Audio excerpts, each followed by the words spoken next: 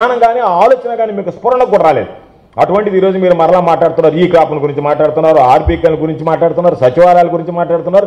ఇవన్నీ రాజకీయ షోలు అని చెప్పి మాట్లాడారు. ఈ క్రాప్ కానీ ఆర్బీకేలు కానీ సచివాలయాలు కానీ. మీరు ఈరోజు నేను అడుగుతున్నా, ఆర్బీకే లేకపోతే, విలేజ్ అగ్రికల్చర్ అసిస్టెంట్ లేకపోతే ఈరోజు కనీసం మీకు గ్రామాలలో ఎవరన్నా పాపం వ్యవసాయం గురించి కానీ రైతుల గురించి కానీ సూచన కానీ సలహా కానీ లేదా ఏదైనా సమస్య గురించి పరిష్కారం కానీ ఏదైనా వివరణ కానీ ఏదైనా ఇచ్చేటువంటి వాళ్ళు ఉండేవాళ్ళ?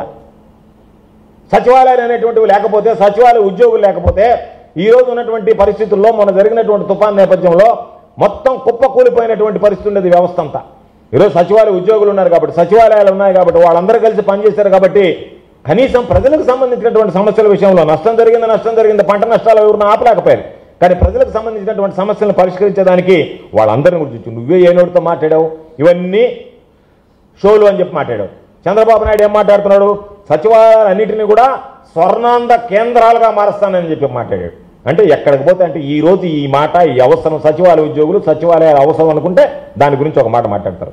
పని తీరిపోతే మరొక రోజు అవన్నీ షోలు తప్ప ఏం ఉపయోగం లేవు అని చెప్పి మీరే మాట్లాడతారు. కాబట్టి ఈరోజు మీరు అడిగారు రైతులకు సంబంధించి ఏం పరిహారం ఇచ్చామంటున్నారు. మేము ఛాలెంజ్ విసురుతున్నాం. ప్రభుత్వం నీ చేతిలో ఉంది, రికార్డు నీ దగ్గర ఉంది. ఉచిత పంటల బీమా అమలు చేసామో లేదో, ఉచిత పంటల బీమాకు సంబంధించి అచ్చినాయుడు ఉచిత పంటల బీమాకు సంబంధించి 7,802 కోట్ల రూపాయలు ఇచ్చాం. చూసుకో, నీ దగ్గరే ఉంది ప్రభుత్వం, రికార్డు నీ దగ్గర ఉంది, లెక్క పక్క సరి చేసుకో. పాపం నువ్వు ఎంతసేపటికి ఏదో చెప్పినట్టుగా రైతులను అడ్డపెట్టుకుని ఆగ్రోసోన్ ఎక్కడో పనిచేసేటువంటి ఉద్యోగులను దళారులుగా మార్చి వాళ్ళతో దోచుకోవాలనేటువంటి ఆలోచన కాదు. దళారులుగా, మీడియేటర్లుగా పాపం ఉద్యోగస్తులను మార్చి రైతులను అడ్డం పెట్టుకుని నాసిరకమైనటువంటి సామాన్లు అమ్మి ఏ విధంగా డబ్బులు దోచుకోవడం ఆలోచన చేయడం కాదు. నీలాంటి వ్యక్తిని ఉచ్చరించడానికి కూడా, పేరు ఉచ్చరించడానికి కూడా రైతులు మండిపడేటువంటి పరిస్థితి ఏర్పడింది. గుర్తుపెట్టుకో, నువ్వు దాని గురించి మాట్లాడు. ఈరోజు మేమున్నప్పుడు గర్వంగా చెప్పాం, ఉచిత పంటల బీమా ఇచ్చాం, ఈ క్రాప్ బుకింగ్ చేశాం, 3,000 కోట్ల రూపాయలతో ధరల స్థిరీకరణ నిధి ఏర్పాటు చేశాం. ఈ జిల్లాకు సంబంధించి కానీ రాష్ట్రానికి సంబంధించి కానీ మేము ఛాలెంజ్ విసురుతున్నాం. మేము ఉన్నప్పుడు రైతులకు సంబంధించినటువంటి దాంట్లో ఏ విధంగా ఉండింది?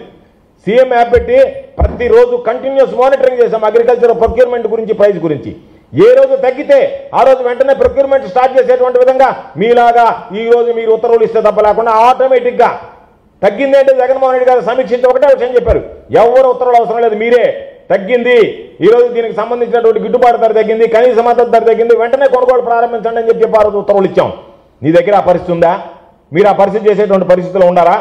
ఈరోజు మీరు ధరల స్థిరీకరణ నిధికి సంబంధించి మాట్లాడితే మేము 300 కోట్లు ఇచ్చామని సిగ్గు లేకుండా మాట్లాడుతున్నారే. 3,000 కోట్ల రూపాయలు ఇచ్చేస్తే, 3,000 కోట్ల రూపాయలు ధరల స్థిరీకరణ నిధి ఇస్తే, మేము 7,802 కోట్ల రూపాయల రైతులకు సంబంధించినటువంటి ప్రీ క్రాప్ ఇన్సూరెన్స్ ఇస్తే ఒక 300 కోట్ల రూపాయలు ఇచ్చి దాన్ని 300 సార్లు మాట్లాడుకుంటున్నారంటే అంతకన్నా సిగ్గు చేటు అనేటువంటి విషయం మరొకటి ఉందా మీకు?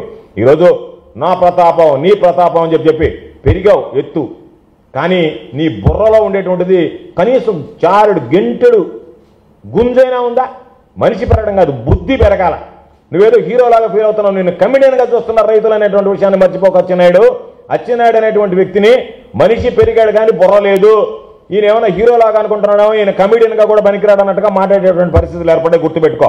ఈరోజు మరలా ఇంకోటి చెప్పాడు, ఎందుకు కమిడియన్ అంటున్నావంటే నువ్వు మాట్లాడేటువంటి కామెడీగా ఉన్నాయి తప్ప సీరియస్గా రైతులు కానీ ప్రజలు కానీ తీసుకునేటువంటి పరిస్థితులు లేరు. ఈరోజు నువ్వు బర్లీ పొగాకు సంబంధించి 271 కోట్ల రూపాయలతో కొనుగోలు చేశామని చెప్పు. ఎంత? 271 కోట్ల రూపాయలు. నేను ఛాలెంజ్ విసురుతున్నా, డిస్ప్లే చెయ్యి. నువ్వు 271 కోట్లకు బర్లీ పొగాకు ఏ రైతు దగ్గర, ఏ సచివాలయ పరిధిలోనో, ఏ ఆర్బీకే పరిధిలోనో ఎవరి దగ్గర ఎంతెంత కొన్నావు, ఎంతెంత చెల్లింపులు చేశామనేటువంటి దాని మీద నువ్వు చెప్పినటువంటి మాట ప్రకారమే ఆ 271 కోట్లకు సంబంధించి జాబితా ప్రకటించేటువంటి దమ్ము, ధైర్యం మీకు ఉందా? జాబితా నువ్వు ప్రకటించగలవా? దాని గురించి మాట డిస్ప్లే చేయి. మరొక ఏం చెప్పావు? ఇంకొక మాట ఏం చెప్పావు? కోకో రైతులకు సంబంధించి 50 రూపాయలు కిలోకి ఇస్తామని చెప్పు. రైతులకు ఇవ్వకుండా ఎవరికి ఇచ్చావు? ఫ్యాక్టరీ వాడికి ఇచ్చావు. దానివల్ల పాపం రైతులకు ఎట్రా వాళ్ళ డబ్బులు? ఏ విధంగా నువ్వు రైతులను ఆదుకున్నట్టు? రైతులు నష్టపోయినట్టు కదా. ఎక్కడైనా సరే నాకు తెలిసి మీరు తీసుకున్నటువంటి ఏ నిర్ణయం కూడా రైతులకు ఎక్కడ చేరినటువంటి పరిస్థితి లేదు. ఈరోజు నువ్వు చెప్పావు, మామిడిని గురించి మాట్లాడావు, దాని గురించి కూడా మేము ఎంత ఇచ్చాము అని చెప్పి కిలో 12 రూపాయలు ప్రకటించావు. 4 రూపాయలు ప్రభుత్వం నుంచి సబ్సిడీ అన్నావు. ఆ ₹4 ప్రభుత్వం నుంచి సబ్సిడీ అనేటువంటిది నేను మరలా నిన్ను అడుగుతున్నాను. నువ్వు ఏ విధంగా అయితే బర్రెల పొగాకు చెప్పావో, ఏ విధంగా మిగతా వాటికి చెప్పావో, దీనికి కూడా ఇదిగో ఇంతమంది రైతులకు ఇంత ఇచ్చాము అని చెప్పగలిగేటువంటి ధైర్యం నీకుందా? డిస్ప్లే చేయి, ప్రకటించు, దాన్ని చూపించు. ఇదిగో ఇంత వచ్చింది, ఇంత ఇచ్చాం, ఈ రైతులకు సంబంధించినటువంటి దాన్ని మాట్లాడు, ఎక్కడన్నా ఒకటి రిలీజ్ చేయి. ₹8 కంపెనీలు ఇస్తాయని చెప్పావు. ఒక్క కంపెనీ అయినా ₹8 ఇచ్చినటువంటి పాపన పోయిందా? ₹12 ఇచ్చేసాం అయిపోయిందని చెప్పడానికి నీకు నోరు ఎట్లా వస్తుంది? ఏ విధంగా మాట్లాడతావు నువ్వు? ఏ విధంగా ఇటువంటి ప్రకటనలు చేయగలవు? కాబట్టి ఈరోజు నువ్వు ఇంకో మాట మాట్లాడావు, ఉల్లికి సంబంధించి మాట్లాడావు. ఉల్లి అయితే పాపం దారిలో పొలాల్లోనే వదిలేశారు.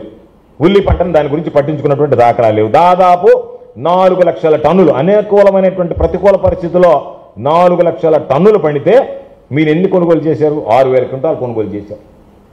మీరు కొనుగోలు చేసింది 6,000 క్వింటాలు. వాటికి సంబంధించి మీరు డబ్బు చెల్లించలేదని అదిగో మీకున్నటువంటి మీ కరపత్రం నిద్రలేస్తే మీకు బాగా ఒత్తు జాకీలు పెట్టి లేపేటువంటి ఆంధ్రజ్యోతి ఈరోజు రాసింది చెల్లించాల్సింది 17 కోట్లు, ఇప్పటికి చెల్లించింది 2,11,00,000. 2 నెలలుగా రైతులు నిరీక్షణ, మార్కెట్ కార్యాలయం చుట్టూ ప్రదక్షిణలు. ఇది మీది ఇచ్చినటువంటి మీ పేపరు, మీకుదే బాకా ఊది మీకు జాకీలు పెట్టి లేపేటువంటి ఆంధ్రజ్యోతి. ఇదిగో మామూలుగా ఉల్లి డబ్బులేవి అని మీ పత్రికలే, మీ మీడియానే ఆహా ఓహో అని మిమ్మల్ని బాకా ఊదేటువంటి మీ మీడియానే మిమ్మల్ని ప్రశ్నిస్తుంది. 350 మందికి